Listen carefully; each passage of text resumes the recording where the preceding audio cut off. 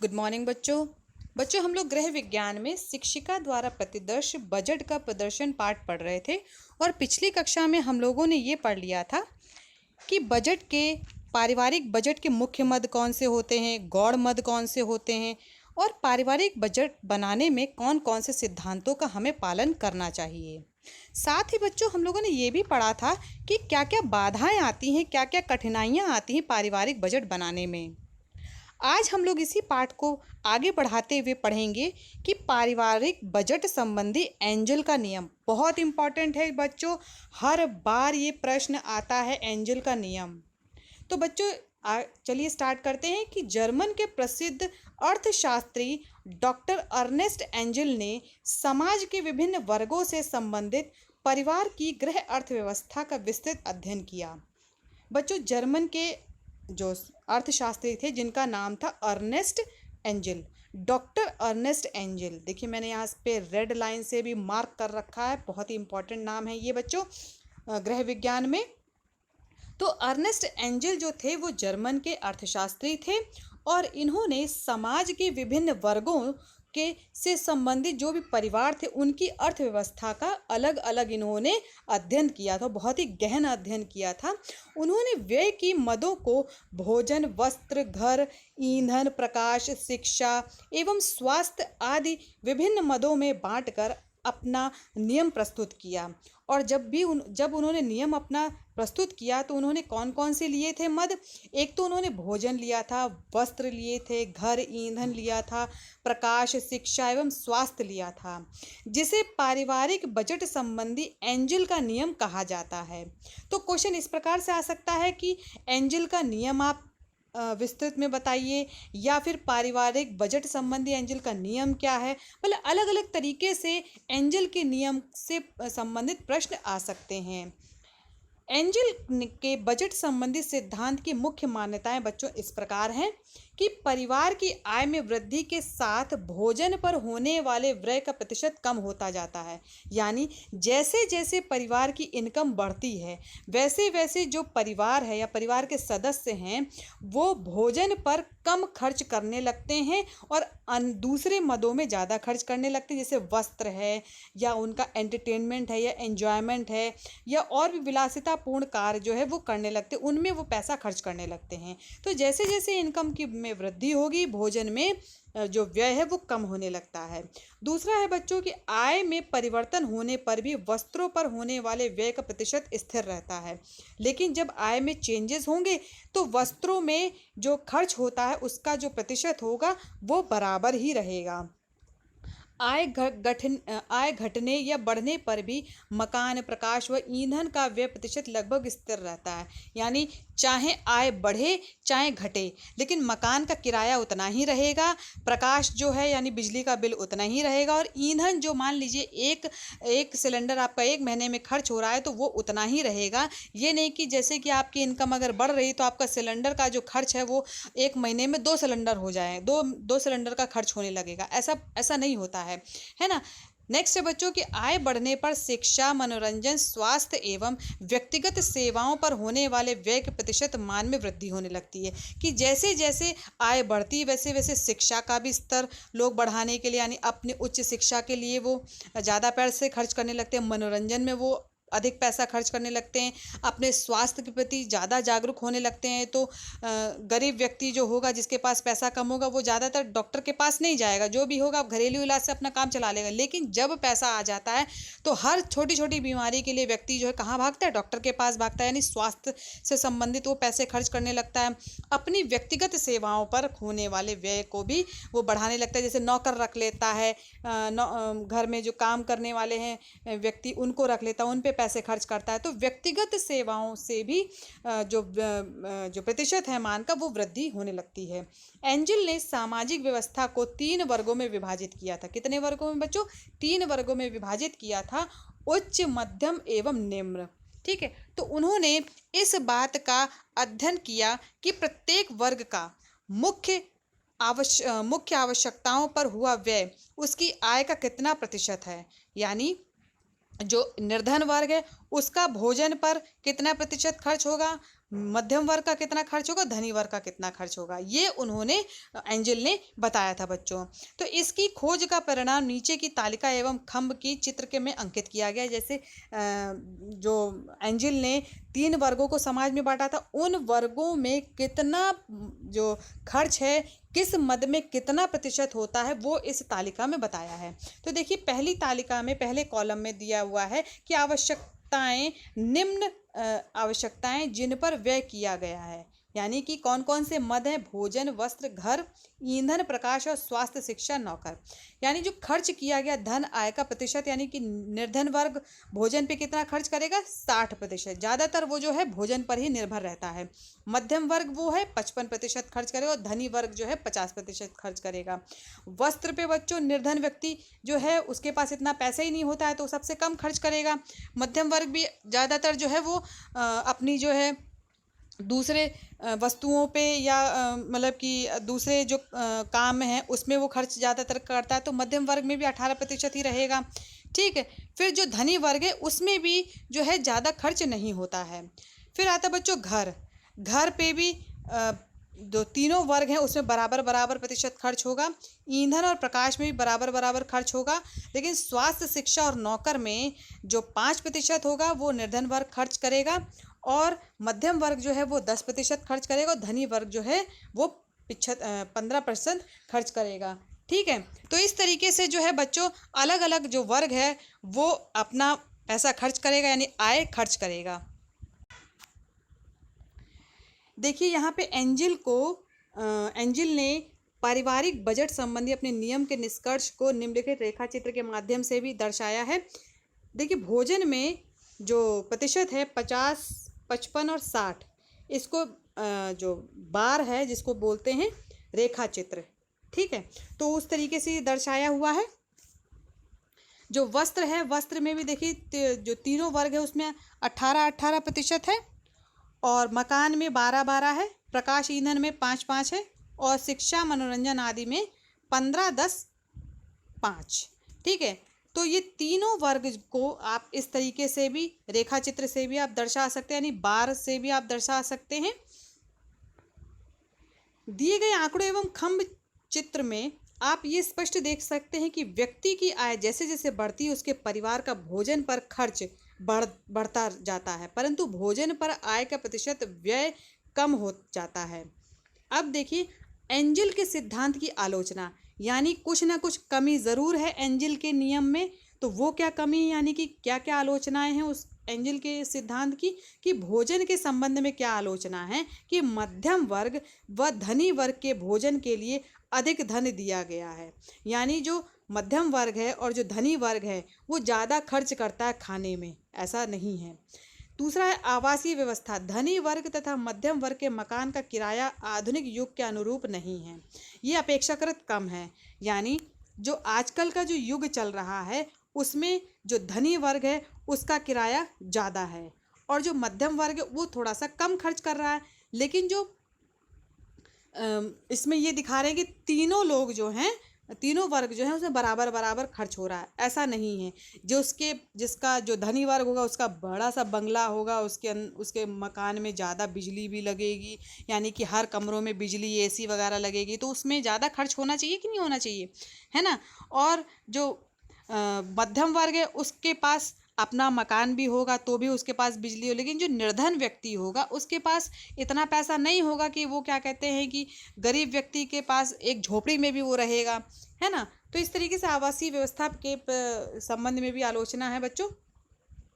प्रकाश व्यवस्था। प्रकाश व्यवस्था पर होने वाले व्यय की प्रतिशत में वृद्धि आय की वृद्धि के साथ साथ ही होती है। ये भी सही है कि जैसे जैसे आपकी आय बढ़ेगी, आप एसी लगाएंगे, कूलर लगाएंगे, वॉशिंग मशीन लेंगे, तो आपकी वैसे भी प्रकाश की व्यवस्था में जो वो बढ़ती जाएगी। नियमित बचत की अवहेलना। एंजल के बजट में बचत का प्रावधान नहीं है। सबसे इम्पॉर्टेंट बात यह है बच्चों कि एंजल के नियम में उन्होंने बचत नहीं दिखाया है, कोई भी प्रावधान नहीं किया है बचत का, ना तो मध्यम वर्ग में, ना तो निर्धन में और ना ही धनी वर्ग में। आधुनिक संघर्षमय युग में पारिवारिक बजट में नियमित बचत का अनिवार्य माना जाता है और आजकल जितना जो संघर्ष में जीवन चल रहा है उसमें बचत बहुत ज़रूरी है, जिसकी अवहेलना जो है एंजल ने की है। तो ये बहुत इम्पॉर्टेंट है बच्चों की नियमित बचत की अवहेलना की है एंजल ने। अब बजट बनाते समय ध्यान देने योग्य क्या बातें हैं कि जब भी हम कोई भी पारिवारिक बजट बनाएं तो उसमें हम कौन कौन सी बातों को है विशेष ध्यान दें, वो निम्न है बच्चों कि सबसे पहले अपने परिवार की अति आवश्यक, आरामदेह एवं विलासितापूर्ण वस्तुओं की सूची तैयार करें। सबसे पहले हमें क्या करना चाहिए कि जो बहुत ज़रूरी चीज़ें हैं उनको, और जो आरामदेह हैं वो, और तीसरा विलासितापूर्ण जो वस्तुएं उनकी एक लिस्ट बनाएं। इस सूची को क्रमबद्ध रूप में तैयार करें ताकि बजट बनाने में सुविधा रहे। यानी हम जब भी ये सूची बनाएं तब हम इन जो वस्तुएं हैं इनको आप पहले इस वर्ग में बांटेंगे। उसके बाद हमें ये पता चल जाएगा कि किन वस्तुओं को हमें इम्पोर्टेंस देनी है और किन को हमें बाद में कम इम्पोर्टेंस देनी है। दूसरा है पारिवारिक बजट बनाते समय आय और व्यय का बारीकी से ध्यान रखें। यानी कि जब भी आप पारिवारिक बजट बनाएं तो कितनी इनकम है और कितना हमें खर्च करना है, बहुत ही ज़्यादा ज़रूरी विशेष ध्यान रखना है कि इसमें कितनी आय है उस परिवार की और कितना खर्च करना है, ताकि इन दोनों के बीच में एक संतुलन बना ले। ये नहीं कि आप जितनी आय है उससे ज़्यादा आपने खर्च दिखा दिया, या मतलब कि आय ज़्यादा है और मतलब व्यय आप बहुत कम कर रहे हैं, बहुत हमेशा बचाते ही चले जा रहे हैं। ये भी नहीं होना चाहिए कि आप ज़रूरी वस्तुओं को आप निगलेक्ट कर रहे हैं। यानी सभी चीज़ों का एक संतुलन बना के रखना है जब भी आप पारिवारिक बजट बनाएं। पारिवारिक बजट में आय और व्यय का संतुलन होने के साथ साथ थोड़ी बहुत बचत का प्रावधान भी अवश्य रखना चाहिए। और जब भी आप बजट बनाएं तब आपको बचत ज़रूर दिखानी चाहिए। बचत नहीं होगी तो बच्चों पारिवारिक बजट सही नहीं होगा, क्योंकि आज के जो संघर्ष में जो जीवन है उसमें बचत बहुत ज़रूरी है और बचत ही आगे भविष्य में आपको काम आती है।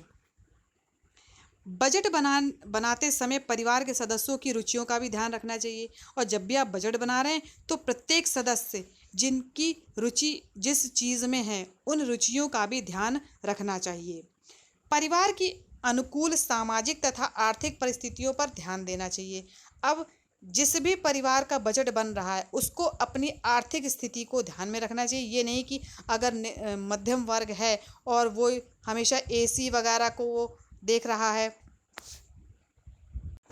मध्यम वर्ग है वो ख्वाहिशें तो वो देख रहा है कि मैं बहुत ही ज़्यादा धीरू भाई अंबानी बन जाऊं या इस तरीके से मैं खर्च करूं या टाटा बिरला की तरह खर्च करूं, तो ये पॉसिबल नहीं है बच्चों। तो परिवार को अपनी स्थिति के अनुसार, अपनी सामाजिक स्थिति के अनुसार, आर्थिक परिस्थितियों के अनुसार ही अपना बजट बनाना चाहिए। बजट बनाते समय अंतिम रूप से इस ओर भी ध्यान दें कि इस बजट से परिवार के सदस्यों को अधिकतम सुख और संतुष्टि की अनुभूति हो सके। यानी सुख और संतुष्टि कब होगी? जब प्रत्येक सदस्य के जो रुचि है उसका पूर्ण ध्यान रखा जाए, जो भी उनके कार्य हैं वो पूरे किए जाएं, जो भी उनकी आवश्यकताएं हैं वो उस बजट में रखी जाएं, और जो भी बचत है उसमें दिखाई जाए, तभी परिवार में सुख रहेगी और संतुष्टि रहेगी। क्योंकि जब बचत रहेगी तो कर्जा नहीं लेना पड़ेगा, ऋण नहीं लेना पड़ेगा और टेंशन नहीं रहेगी। ठीक है, और जो जीवन है वो सुखमय चलेगा और संतुष्ट रहेगा। अब देखेंगे बच्चों की गृह व्यय में मितव्ययता के लिए सुझाव। मितव्ययता क्या होती है बच्चों, वो देखेंगे। पहले तो मितव्ययता का वास्तविक अर्थ होता है गृहिणी को अपव्यय से बचना है। गृहिणी को अपव्यय से बचना है मतलब यानी फिजूल खर्ची। मितव्ययता यानी कि मितव्ययता का मतलब फिजूल खर्ची से बचना है, फालतू के खर्च जो हैं उनसे बचना है। आदर्श बजट के लिए मितव्ययता आवश्यक है और मितव्ययता कंजूसी नहीं है। मितव्ययता को आप दूसरे शब्दों में कंजूस नहीं कहेंगे, कंजूसी नहीं कहेंगे। मितव्ययता का मतलब ये होता है फालतू खर्च नहीं करना है। क्यों? जैसे अगर आपका काम 2 ड्रेस में चल रहा है तो आप 5 ड्रेस क्यों लेंगे? तो ये फिजूल खर्ची हो गई, 3 ड्रेस और लेना है ना। तो आपको 2 ड्रेस में ही काम चलाना, इसको कहते हैं मितव्ययता, है ना। यह अपव्यय से बचने का साधन है। मितव्ययता में परिवार की आवश्यकताओं की अवहेलना नहीं की जाती है, बल्कि उन्हें सूझबूझ द्वारा रूपांतरित किया जाता है। मितव्ययता के लिए निम्नलिखित बातों को अनिवार्य रूप से ध्यान में रखना चाहिए। यानी हमें अपने मन में मितव्ययता कैसे करनी है, इनको बहुत अपने दिमाग में रखना है। पहला क्या है कि आवश्यकता अनुसार खरीद करें। अगर जिस चीज़ की हमें ज़रूरत नहीं है उस चीज़ को हम ना खरीदें। जैसे आवश्यकता अनुसार ही वस्तु की खरीद करनी चाहिए। कुछ गृहिणियाँ क्या करती हैं कि प्रत्येक वस्तु को थोक में खरीदती हैं। जैसे आपके घर में अगर एक चादर की ज़रूरत है और डिस्काउंट में आपको वो 10 चादर दे रहा है, तो उसकी आवश्यकता क्या है 9 चादर और ख़रीदने की? तो ये क्या हो गया, ये फिजूल खर्ची हो गई, जिससे कई बार हानि होती है। यदि वस्तु की मात्रा आवश्यकता से अत्यधिक होती है तो उसके प्रयोग में लापरवाही होने के कारण उसमें अंत में हानि ही होती है। क्या होती है? हानि होगी। इसलिए जितनी ज़रूरत है उतनी ही चीज़ों को खरीदना चाहिए। फिर दूसरा क्या है, नगद भुगतान करना चाहिए। नगद भुगतान का मतलब ये हुआ कि हमें कैश पेमेंट करना चाहिए, उधार नहीं रखना चाहिए। गृहिणी को कभी उधार नहीं लेना चाहिए। आजकल बहुत सी वस्तुएं जैसे फ्रिज है, टीवी है, मकान है, किस्तों पर मिलने लगे हैं। इन वस्तुओं को किस्तों पर लेने पर ब्याज भी चुकाना पड़ता है। अब मान लीजिए आपने 10,000 रुपये का फ्रिज है और आपको ब्याज में जैसे साल भर का आपको किस्तों में उसने बांट दिया, ठीक है। 10,000 रुपये को उस जो है वो 12 महीनों में बांट दिया। ये कहें कि 10 महीने में चलिए बांट दिया, लेकिन 10 महीने में आपको वो कितने में देगा? 1200 रुपये में दे रहा है पर, ठीक है। तो आपको कितना एक्स्ट्रा पे करना पड़ रहा है? पर महीने 200 रुपये एक्स्ट्रा पे करना पड़ रहा है, ठीक है। यानी आपको एक्स्ट्रा देने पड़ रहे हैं हर महीने 200 रुपये। तो इसमें आपका नुकसान हो रहा है। इन वस्तुओं को किस्तों पर लेने पर ब्याज भी चुकाना पड़ता है। नगद भुगतान पर वस्तुओं को लेने पर कुछ छूट भी मिलती है। यानी अगर आप कैश पेमेंट करेंगे तो आपको फ़ायदा ही होता है। सही स्थान से खरीदें। यानी घर के प्रत्येक सामान, चाहे खाने का हो, पहनने का हो, दवाइयाँ हो अथवा कोई अन्य सामान हो, सदैव विश्वसनीय दुकान से ही खरीदना चाहिए। विश्वसनीय दुकान से खरीदने पर ठीक कीमत पर सामान मिलने लगेगा तथा वह शुद्ध और अच्छा भी होगा। यानी जब आप किसी विश्वास पात्र दुकान से खरीदेंगे तो आपको सामान वो ठीक देगा, ठीक है। और दूसरी चीज़ कि आप जो है एक्स्ट्रा सामान ना खरीदें और सही जगह पे जाएं और सही दुकानदार से लें। नेक्स्ट है बच्चों, कुछ वस्तुएं थोक में खरीदना।